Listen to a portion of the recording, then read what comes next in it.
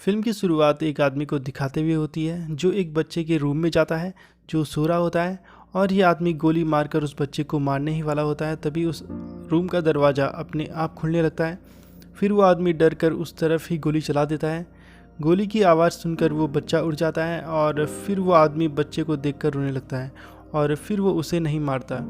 इसके बाद एक अनाथालय को दिखाया जाता है जहाँ एक कपल आया होता है जिसमें वाइफ का नाम जेसी और हस्बैंड का नाम मार्क होता है। वो लोग वहाँ एक बच्चे को गोद लेने आए होते हैं क्योंकि कुछ वक्त पहले उनके बच्चे की मौत बाथटब में डूबने की वजह से हुई थी।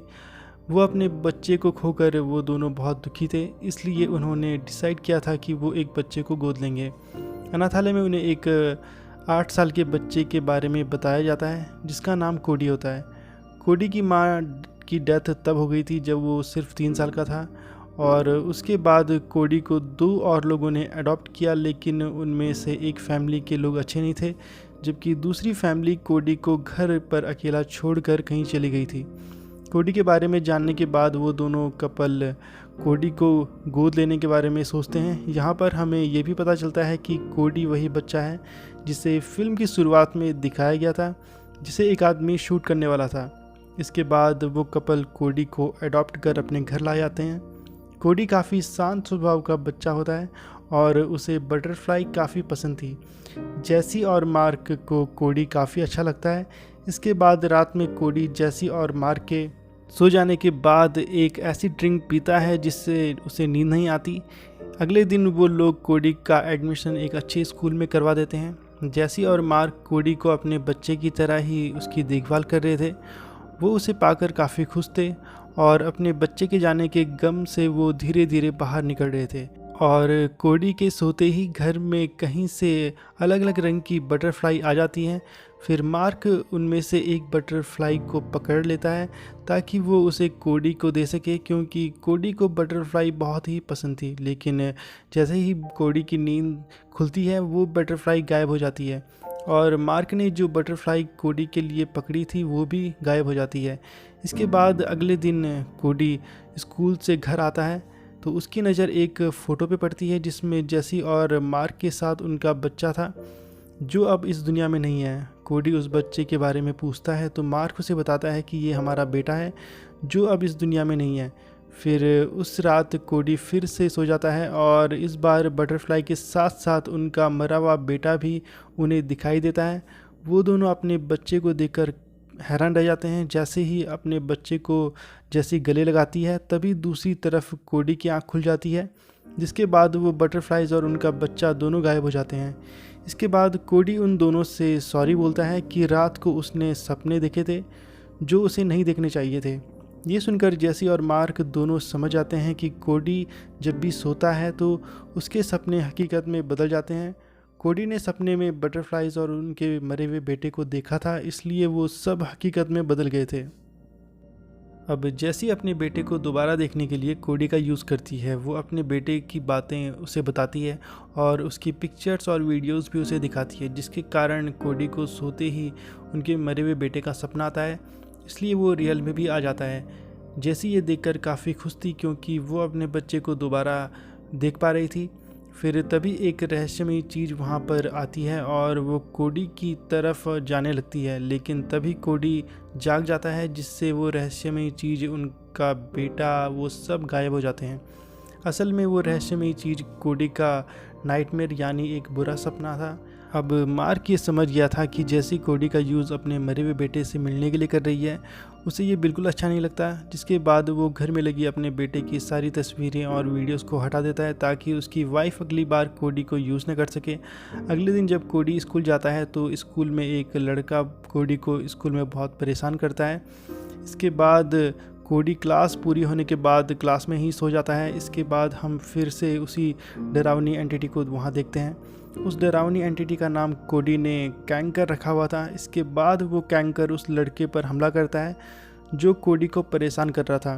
कैंकर जब उस लड़के पर हमला करता है तो वो लड़का हवा में जाकर गायब हो जाता है। जो कुछ भी वहाँ हो रहा था वो कोडी की दोस्त देख रही थी। यहाँ पर हमें ये भी पता चलता है कि कैंकर एक्चुअल में कोडी का एक नाइटमेयर है जिससे कोडी बहुत डरता है, इसलिए वो सोने से पहले एक ड्रिंक पीता है ताकि वो सो ना सके। इसके बाद कोडी अपने घर चला जाता है। उस नाइटमेयर की वजह से वो बहुत डरा होता है, इसलिए वो डिसाइड करता है कि अब वो नहीं सोएगा। फिर जब जैसी देखती है कि कोडी नहीं सो रहा तो वो उसके दूध में नींद की गोली डाल देती है। उसे पीते ही कोडी ना चाहते हुए भी सो जाता है। इसके बाद फिर से जैसी और मार्क का मरा हुआ बेटा उनके घर आ जाता है। फिर देखते ही देखते उनका बेटा कैंकर में बदल जाता है। ये देखकर जैसी और मार्क बहुत डर जाते हैं और मार्क जल्दी से जाकर कोडी को जगाने की कोशिश करता है, लेकिन क्योंकि जैसी ने कोडी के दूध में नींद की गोली डाल दी थी तो वो नहीं जगता और फिर कैंकर मार्क पर हमला कर उसे भी गायब कर देता है। फिर जैसे ही कैंकर जैसी पर हमला कर उसे भी गायब करने वाला होता है तभी कोडी की आंख खुल जाती है और वो जाग जाता है, जिससे कैंकर गायब हो जाता है।